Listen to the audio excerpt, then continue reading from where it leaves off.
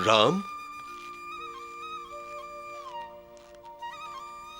पुत्र राम, राम, राम कहीं दिखाई नहीं दे रहा। अभी तक सो रहा है क्या? दीदी, हमारी तरह महाराज भी सबसे पहले राम को ही देखना चाहते हैं। सुबह सुबह राम को देख लूं तो दिन भर कुछ भी अशुभ नहीं होता, और न जाने कहां से बड़ी से बड़ी कठिनाइयों का भी सामना करने की शक्ति आ जाती है, शरीर में भी, सोच में भी और आत्मा में भी। अभी दासियां शंख बजाएंगी और राम ये जान जाएंगे कि सुबह हो गई है।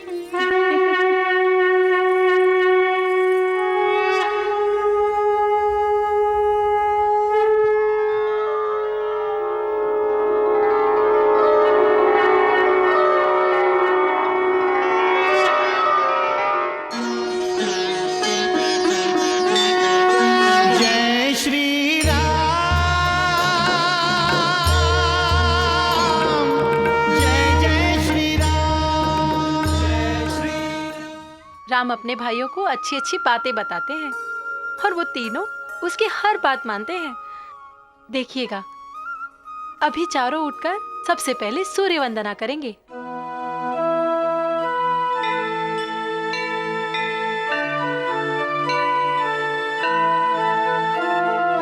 प्रखर तेजोमयं सूर्यं रामोऽहं भवद्वंशजं यशं देहि जयं देहि सानुजं प्रणमाम्यहम्।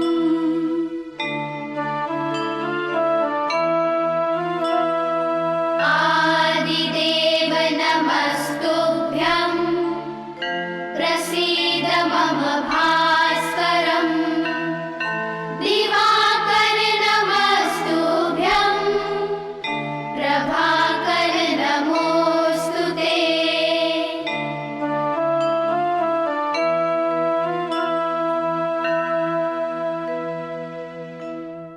और सूर्य वंदना करने के बाद चारों दौड़े दौड़े यहाँ चले आएंगे।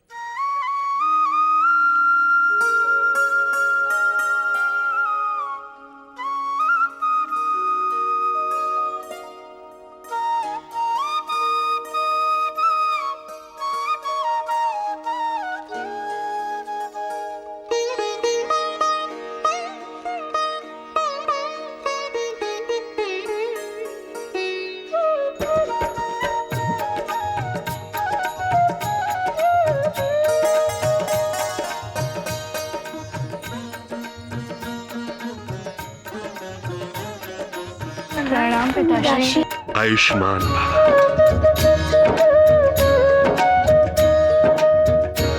प्रणाम माँ। कल्याणमस्तु। प्रणाम माँ। शुभम भवतु।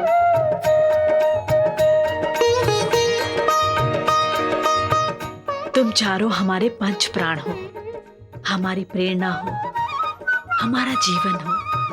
जुग जुग जियो।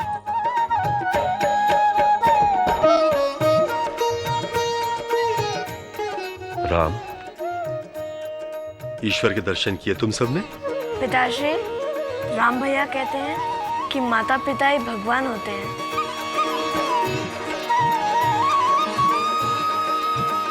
पहले माता पिता के दर्शन, फिर भगवान के। माता पिता के आशीर्वाद भगवान के ही आशीर्वाद होते हैं।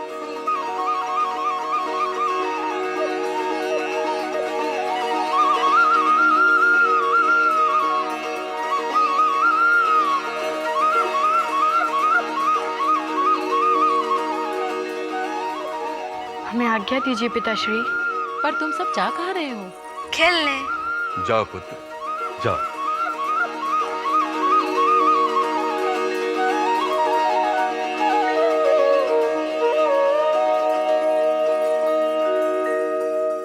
राम को इतनी सुंदर बातें सिखाता कौन है? राम को कौन सिखाएगा? वो तो स्वयं शिक्षा है।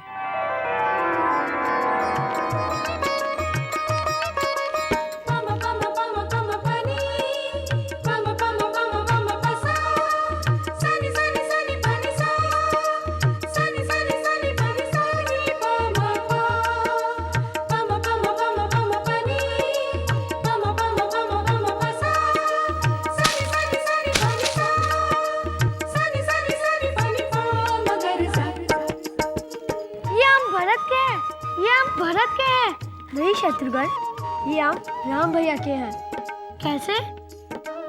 ये आम भरत के बाण ने तोड़े हैं। नहीं, ये आम राम भैया के बाण ने तोड़े हैं। राम भैया का बाण कभी व्यर्थ नहीं जाता। नहीं, ये आम भरत के हैं। शत्रुघ्न! क्रोधित क्यों होते हो लक्ष्मण? भैया, ये आम आपके हैं। शत्रुघ्न झूठ बोल रहा है। जो मेरा है वो किसका है लक्ष्मण? हम चारों भाइयों का। फिर ये झगड़ा किस लिए? आम चाहे राम ने गिराए हैं चाहे भरत ने, खाएंगे तो हम चारों ही। भरत, जाओ आम इकट्ठे कर लो। राम हमेशा ऐसा ही करता है। राम की खुशी अपने भाइयों की खुशी में ही है। जीत उसकी होती है, परंतु जीत की माला वो अपने भाइयों के गले में डाल देता है। सुमित्रा, लक्ष्मण और शत्रुघ्न के सामने तुम्हारा ही आदर्श है। जैसे तुम समर्पित जीवन जीती हो, ये दोनों भी तुम्हारी ही तरह जीना चाहते हैं। हाँ दीदी, लक्ष्मण ने अपने आप को राम को समर्पित कर दिया है और शत्रुघ्न ने भरत को।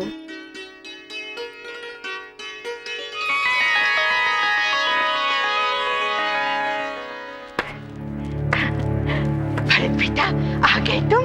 हाँ, क्यों? आओ मेरे साथ। आओ। नहीं, मैं कहीं नहीं जाऊंगा। मैं खेल खेल के बहुत थक गया हूँ। नहीं बेटा, मैं तुम्हें खेलने के लिए नहीं, मैं तुम्हें कुछ दिखाना चाहती हूँ। हाँ, आओ आओ आओ।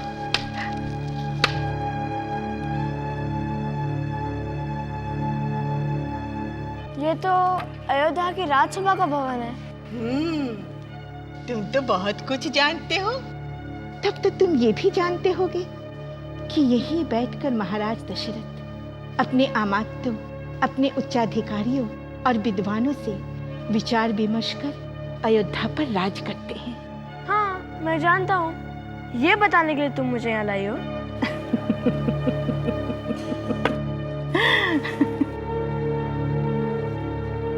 मैं तो तुम्हें इसलिए यहाँ लाई थी कि एक दिन तुम्हें इसी अयोध्या पर राज करना है, इसी सिंहासन पर बैठकर। ये तो पिताश्री का सिंहासन है, मैं इस पर कैसे बैठ सकता हूँ? अभी नहीं, तब जब तुम अयोध्यापति बनोगे। मंत्रा, तुम इतना भी नहीं जानती। राजा वही बनता है जो युवराज होता है। ठीक है, हम तुम्हें युवराज बना देंगे। नहीं, युवराज भी राम भैया बनेंगे और राजा भी। वो हम सबसे बड़े हैं, वह उन्हीं का अधिकार है, मेरा नहीं। जानती हो, माँ मुझे हमेशा एक ही शिक्षा देती है कि बड़ा भाई पिता समान होता है। मुझे उनका पिता समान ही आदर करना चाहिए। यदि मैंने इस सिंहासन पर बैठने की इच्छा भी की तो यह राम भैया का अपमान होगा, जो मैं कभी नहीं करूंगा, कभी नहीं। भरत, भरत, भरत, बताइए ना, माँ बताइए ना। ओहो, आप सब बच्चों को इतनी जल्दी क्या है बड़े होने की? यहाँ आओ, बैठो। क्या करोगे बड़े होकर? पिताजी की सहायता करेंगे। अच्छा, तुम बच्चे उनकी क्या सहायता करोगे? पता है, राजा के बहुत काम होते हैं, बहुत उत्तरदायित्व होते हैं राजा के। जैसे? भरत, हम भी अपनी प्रजा से मिल सकते हैं पिताश्री। हम भी आप जैसे राजा बनना चाहते हैं। क्यों नहीं पुत्र, कल त्योहार का दिन है, प्रजा खुशियां मनाएगी, तुम चारों भी उनके साथ खुशियां मनाओ। कल हम राजमहल से बाहर जाएंगे। माँ, कल हम राजमहल से बाहर जाएंगे। माँ, कल हम राजमहल से बाहर जाएंगे। राम भैया, कल हम राजभवन से बाहर जा रहे हैं। आइए ना राम भैया, कल हम राजभवन से बाहर जाएंगे। पुत्रों धीरे। महाराज, कल वसंत का त्योहार है। अयोध्या में जगह जगह बहुत भीड़ होगी। हमारे राजकुमार महारानी, हमारे राजकुमारों को अपनी प्रजा से मिलने का इससे अच्छा अवसर नहीं मिलेगा। सुमंत, जी महाराज। कल तुम चारों राजकुमारों को अयोध्या का बसंत उत्सव दिखाने की तैयारी करो। जैसी आपकी आज्ञा।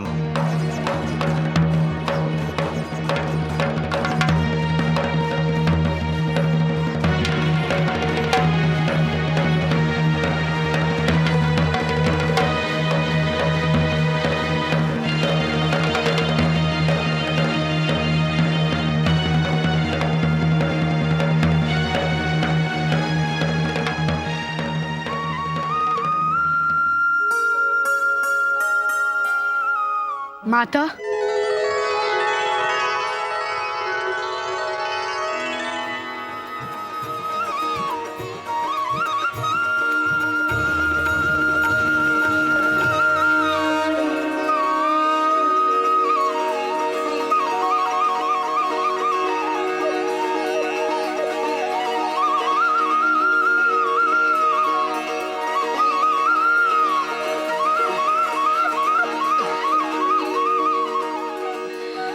मैंने राम को तिलक लगाया। चारों राजकुमारों की जय! राजकुमारों की जय!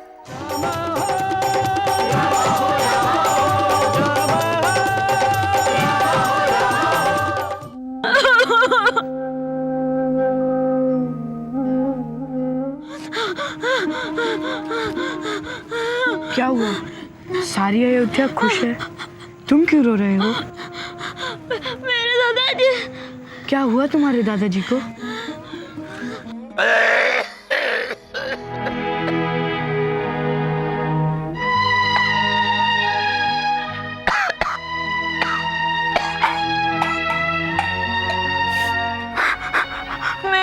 मेरे दादाजी को ठीक कर दो, मेरा और कोई नहीं।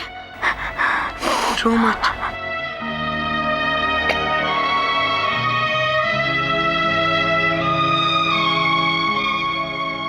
राम, आप सुंदर की चिंता मत कीजिए, मैं वचन लेता हूँ इसकी पूरी देखभाल होगी।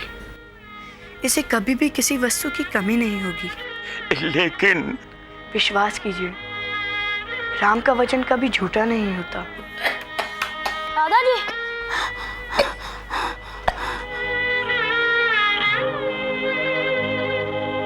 तुमने मेरी चिंता दूर कर दी। अब मेरी एक इच्छा और पूरी कर दो। कहिए। जब तक मेरे प्राण नहीं निकलते तुम यहाँ मेरे पास, मेरे सामने खड़े रहो। मैं तुम्हें देखते हुए प्राण त्यागना चाहता हूँ।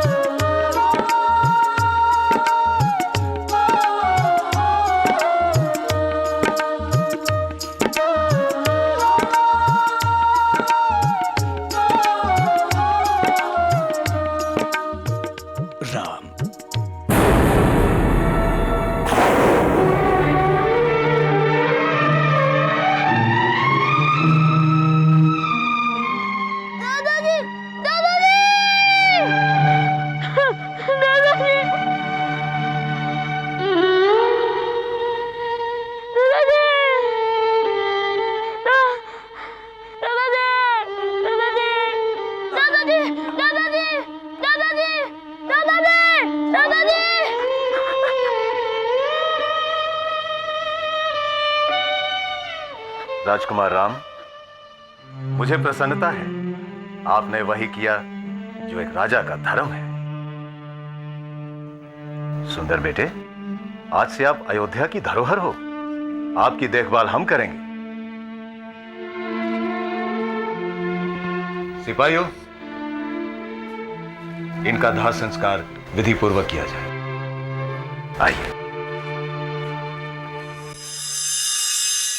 पिताजी, मेरे मन में एक प्रश्न है, पूछूं? अवश्य पूछो पुत्र। यह मृत्यु क्या होती है? जब आत्मा शरीर को छोड़ देती है तो शरीर निष्प्राण हो जाता है, उसे ही मृत्यु कहते हैं। और जन्म? जब आत्मा नया शरीर धारण करती है तब उसे जन्म कहते हैं। जीवन? जन्म और मृत्यु के बीच जो अंतर है उसे जीवन कहते हैं पुत्र। पिताजी, मृत्यु के बाद सुंदर के दादाजी कहाँ गए होंगे? प्रभु के पास। हम सब परमात्मा के ही अंश हैं पुत्र। हर कोई इस पृथ्वी लोक पर एक निश्चित कार्य और निश्चित कार्यकाल के लिए जन्म लेता है। जब उसका कार्य एवं काल समाप्त हो जाता है तब वो अपने शरीर को त्याग कर परमात्मा के पास चला जाता है। जीवन में उसने जो भी कर्म किए हैं, अच्छे बुरे, उसका फल भुगतने के लिए फिर वो नया जन्म लेता है, फिर उसकी मृत्यु होती है,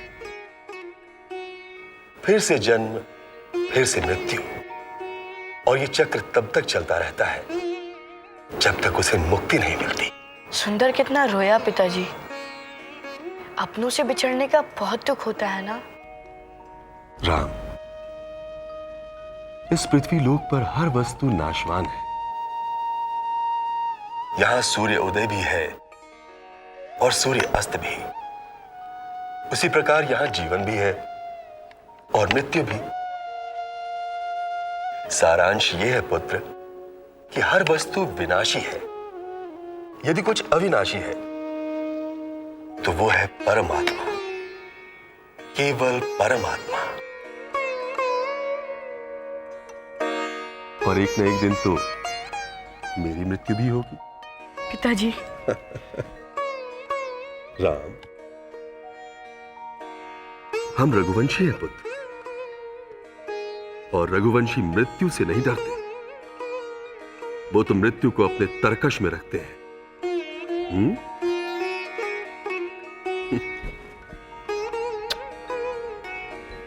जा, जाकर सो जा।